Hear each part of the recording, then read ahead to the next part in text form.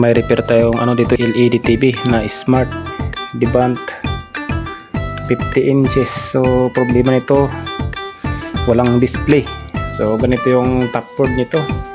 Yan ang gamit nila. So ang naditi ko dito is shorted yung mga SMD resistor. So yan, nakahang. Yan, mga nakahang na SMD resistor. So ayan, tinanggal. Ayan, nakahang siya. So ayan, at dito mayroon din isa. Ayan, yun yung SMD resistor natin. Makita, walang ilaw. Ayan guys.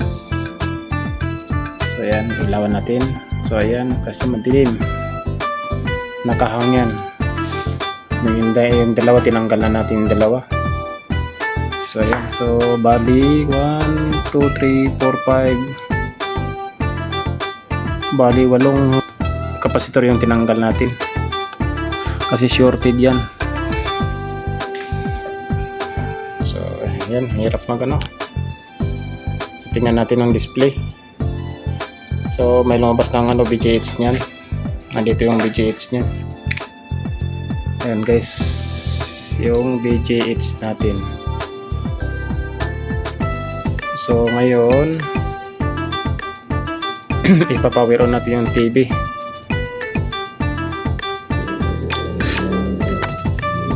So ayan, so hirap na hirap tayo mag video. Ayan,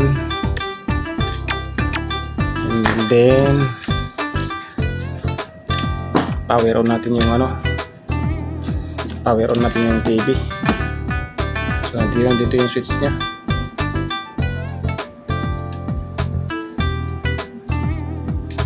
So yun, may ilaw na.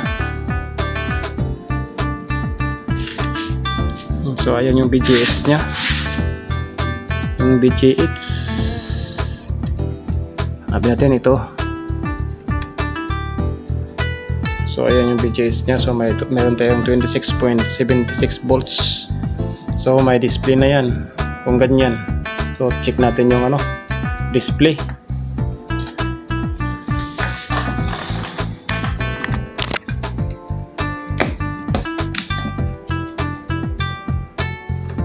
Tingnan natin kung may signal lumabas. Ayun guys, meron na nga. So okay na yung TV. So yung lang, hinang ko lang yung yung mga shorted na kapasitor dyan.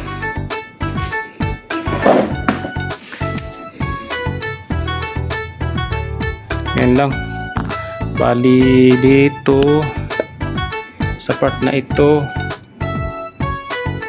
yan, sa part na yan, 6 yan na kapasitor nakahang.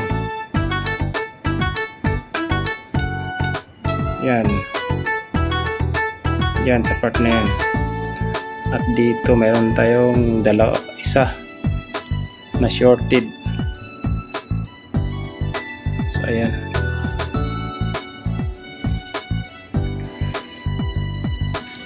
Yung model ng TV natin, tingnan natin yung yung model nya.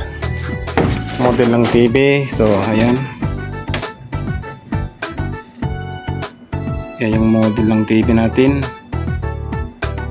So 50 DTV 700. Yan. Pinanganak po siya sa farm. So ayan, so okay na siya. Tsaka lumaki siya kasama ng ganda na yung display. Teacher Juvin.